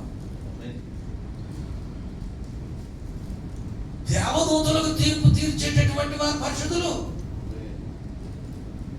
సంఘంలోకి వచ్చి పాత స్వభావాన్ని జయించినటువంటి వారు. ఇంత గొప్ప స్థాయిని ప్రభు సిద్ధపరిచి మనల్ని జడ్జిలుగా ఆయన ఎన్నిక చేసుకుని ఆ తీర్పు గురించి ఎదురు చూస్తూ ఉంటుంటే మనం కొట్టేసుకుని ఇంకొకటి దగ్గరికి జడ్జిమెంట్ ఇవ్వమని వెళ్ళడం, అన్యుడి దగ్గరికి వెళ్ళడం, స్వభావాలు సావనుడి దగ్గరికి వెళ్ళడం, వాక్యం సరిగా తెలియనోడి దగ్గరికి వెళ్ళడం, ఈ లోకంలో ఉన్నతంగా ఉన్నవాడి దగ్గరికి వెళ్ళి, ఇద్దరు పాస్టర్స్ వెళ్ళి, ఇద్దరు విశ్వాసులు వెళ్ళి తీర్పు కోరడం. ఇది బైబిల్ ఒప్పుకోవట్లేదు. కొరింథీ సంఘంలో ఉన్నది, కొరింథీ సంఘంలో ఉంది. ఇవన్నీ కూడా కొరింథీ సంఘంలో ఉన్నాయే పౌలు చెప్తున్నాడు. కానీ ఈ రోజు కూడా మనం కొరింథీ పట్టణం, కొరింథీ సంఘాన్ని అనేక విషయాల్లో పోలి ఉంటున్నాము. కాబట్టి ఏమవుతుంది? సంఘ విభజన జరుగుతుంది. అందరిని ఐక్యతకు పిలిస్తే చర్చలు స్ప్లిట్ అయిపోతుంటున్నాయి. పిలుపులేని నాయకులు బయలుదేరుతూ ఉంటున్నారు. వారికి ఉన్న ఇతర సామర్థ్యాలతో చేస్తున్నారు, గ్రూపులు కట్టేస్తున్నారు. సంఘం కట్టడం చాలా ఈజీ. పేరుకి క్రైస్తవ సంఘమే కానీ అదొక సోషల్ ఆర్గనైజేషను, ఏదో ఒక వ్యవస్థ లాంటిది ఏర్పాటు చేస్తున్నాం. సంఘాలు కాదు ఇవన్నీ. ఒక సంఘం కట్టాలి అని అంటే ఒక సంఘ కాపరిగా నాకు అనుభవం. ఇప్పుడు ఇన్ని వందలు ఇన్ని వేలు సంఘాలకి దర్శనంతో వెళ్తున్నాను అని అంటే ఫస్ట్ సంఘం కట్టడానికి ఎన్ని సంవత్సరాలు తిప్పలు పడ్డాను తెలుసా? నేను అలవాటు అయ్యే కొద్దికి అది ఈజీ అయిపోతుండేది. ఓహో నేను నేర్చుకున్నాను ఫస్ట్ సంఘం కట్టడానికి ఇన్ని కష్టాలు పడ్డాను ఇలాగైనా. ఇప్పుడు నాకు తెలిసి ఎక్స్పీరియన్స్ ఉంది కాబట్టి ఆ ప్రాబ్లమ్స్ని ఎలా సాల్వ్ చేసుకుని ముందుకు వెళ్ళాలని వెళ్తూ వెళ్తూ వెళ్తూ సంఘం కట్టుకుంటే దుబాయ్లో ఉన్నాను నేను. దుబాయ్లో సంఘం కట్టండి అయ్యా అంటున్నారు. చాలా సంఘాలు ఉన్నాయి. సంఘం కట్టండి అని అంటే నేను ఇంకా వాళ్ళని ఎంకరేజ్ చేయట్లేదు. మన వాళ్ళే 70-80 మంది ఉన్నారు, మంచిగా ఉద్యోగాలు చేస్తున్నారు, మనకి దశభాగం ఇచ్చినా సరిపోతుంది అని ఆ మైండ్తో నేను ఉన్నాను అనుకో. కోవిడ్లో కూడా నేను 2-3 సంఘాలు కట్టుకుందాం. నేను ఎంకరేజ్ చేయట్లేదు వాళ్ళని. బైబిల్ క్లాసులు ఇవన్నీ చెబుతున్నాను వాళ్ళకి, ఇవన్నీ చెబుతున్నాను నేను. ప్రారంభంలో అన్నీ చెబుతున్నాను. ఇవన్నీ కూడా వారు గ్రహించి ఓహో ఇన్ని ఉన్నాయా, ఒక విశ్వాసే ఇలా ఉండాలా, ఇంకా సంఘంలో నాయకత్వంలోకి ఇంకా వస్తే ఇంకెలా ఉండాలి వాళ్ళకి తెలియాలి, ముందే తెలియాలి. ఆ సిద్ధపాటు కావాలి, ఆ యోగ్యతలు అర్హతలు వాళ్ళు పుచ్చుకోవాలి. కాబట్టి ఈ బైబిల్ క్లాసులు చెప్తా ఉన్నారు వాళ్ళకి. ఇప్పుడు రేపు 26వ తారీఖు నేను వెళ్ళిపోతున్నాను. నేను ఫ్లైట్ దగ్గర స్ట్రైట్గా నన్ను బైబిల్ క్లాస్ తీసుకుపోతారు. ఆ బైబిల్ క్లాస్ ఎప్పుడు దాకా నడుస్తుందో తెలియదు. ఎందుకంటే మళ్ళీ మార్నింగ్ లండన్ ఫ్లైట్ ఉంది నాకు. ఆ ఫ్లైట్కి ఆ 3 గంటల ముందు వెళ్ళేదాకా కూడా నేను చెప్పాలి వాళ్ళ ఇంట్రెస్ట్ పెట్టి. మళ్ళీ లండన్ వెళ్తున్నాను, అక్కడ ఆల్రెడీ ఎస్టాబ్లిష్డ్ ఉన్నది. ఐర్లాండ్కి వెళ్తాను, యూఎస్కి వెళ్తాను, అక్కడ కూడా మళ్ళా కొత్త గ్రూపులు తయారై ఉన్నాయి. అక్కడ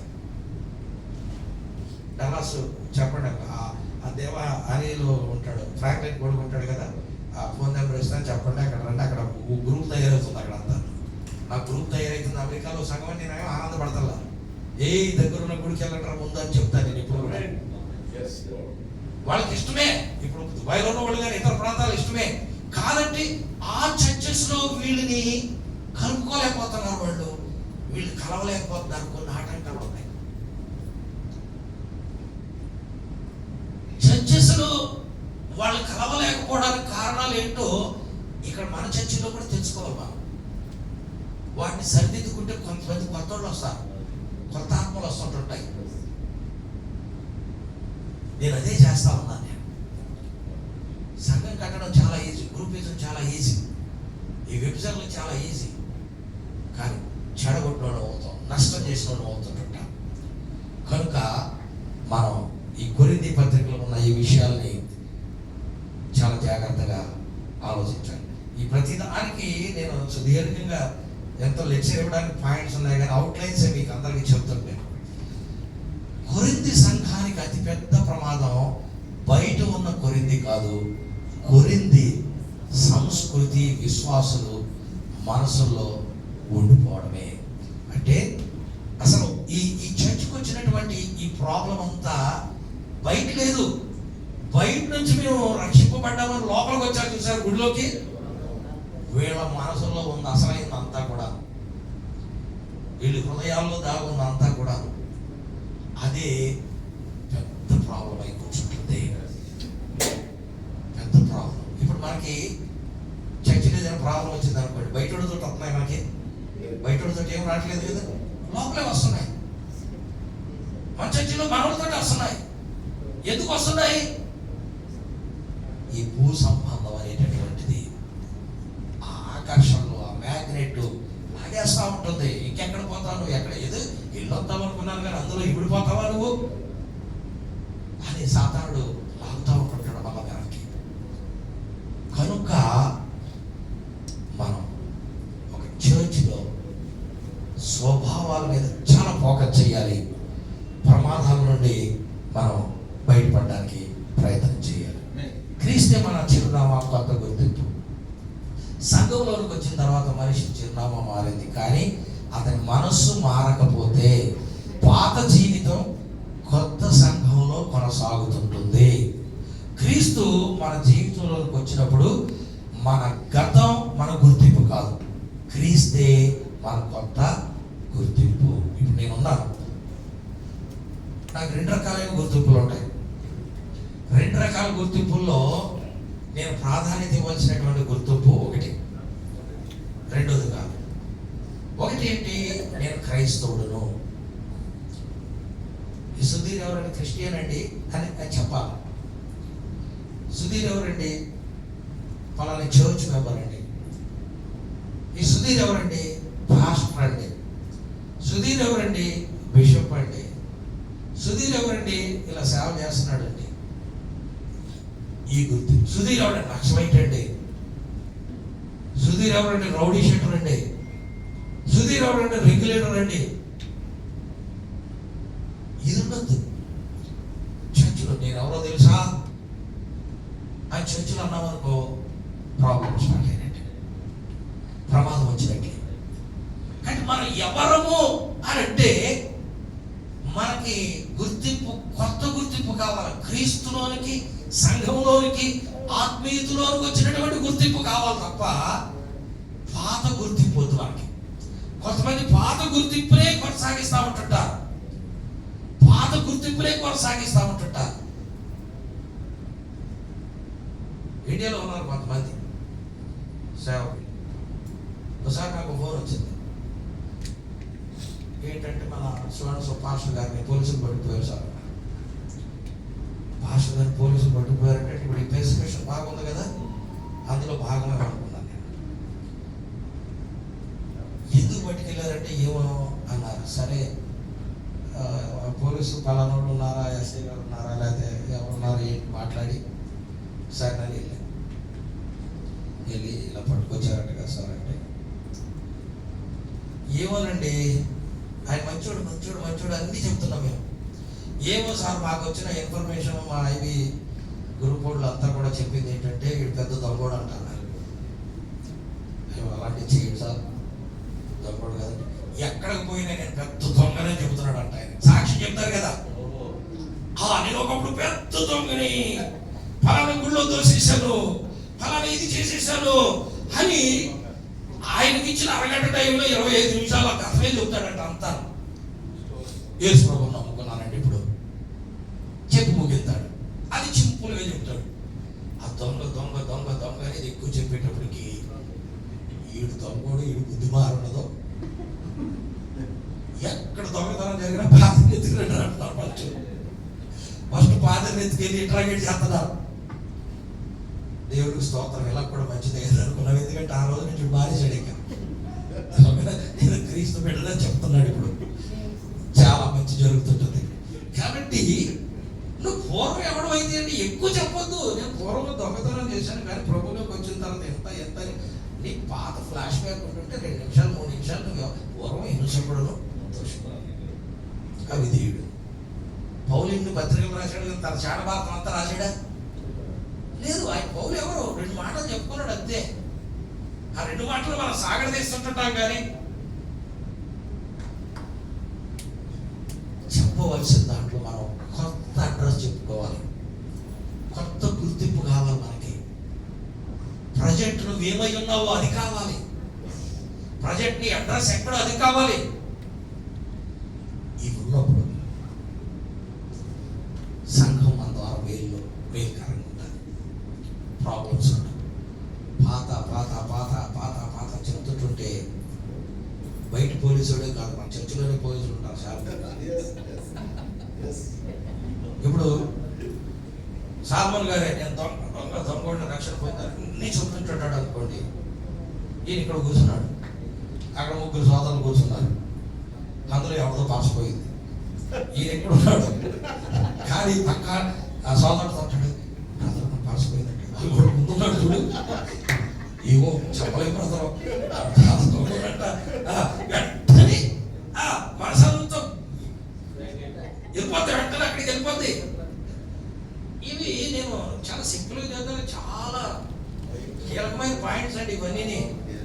కీలకమైన పాయింట్స్ ఇవన్నీ చెప్పకుండా బైబిల్లోకి వచ్చిన తీసుకుని అన్నాం అనుకోండి, మళ్ళీ సార్ మాస్టర్ గారు మళ్ళీ చెప్పారండి సూపర్ కొన్ని చోట్ల సెకండ్లు ఇస్తుంటారు, సూపర్గా చెప్పారు సార్, సూపర్గా చెప్పారు సార్ అంటారు.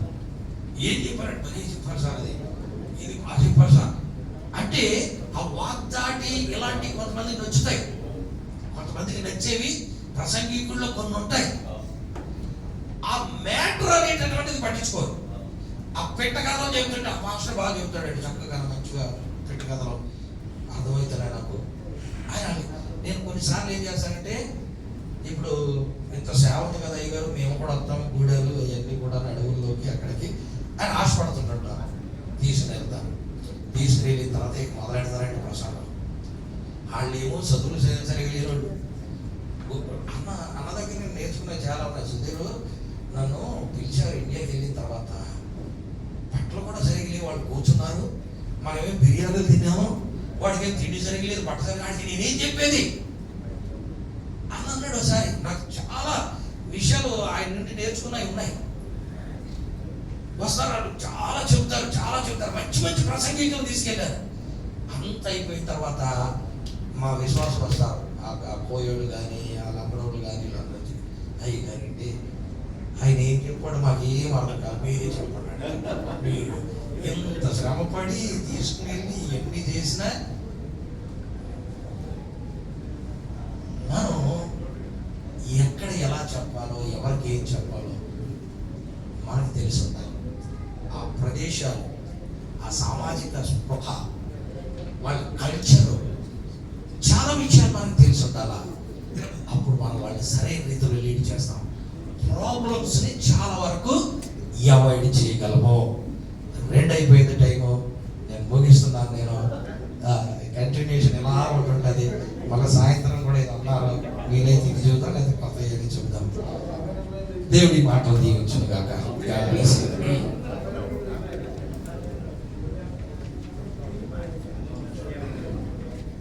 దేవుని నామానికి స్తోత్రాలు. సాయంత్రం కూడా ఆయన సెమినార్ కంటిన్యూ చేస్తారు. ఆయన ఇదే సెమినార్ కంటిన్యూ చేస్తారు. ఎందుకంటే చాలా మంది ఇప్పుడు రాలేకపోయారు. వచ్చిన వాళ్ళు బట్టి ప్రభుకు వందనాలు. మరి సాయంత్రం పూట ఎక్కువ మంది వచ్చే ఛాన్స్ ఉంది కాబట్టి అహ్మదీ సైడ్ నుంచి కూడా కొంతమంది వస్తున్నారు. Activity building 7 o'clock. Good question.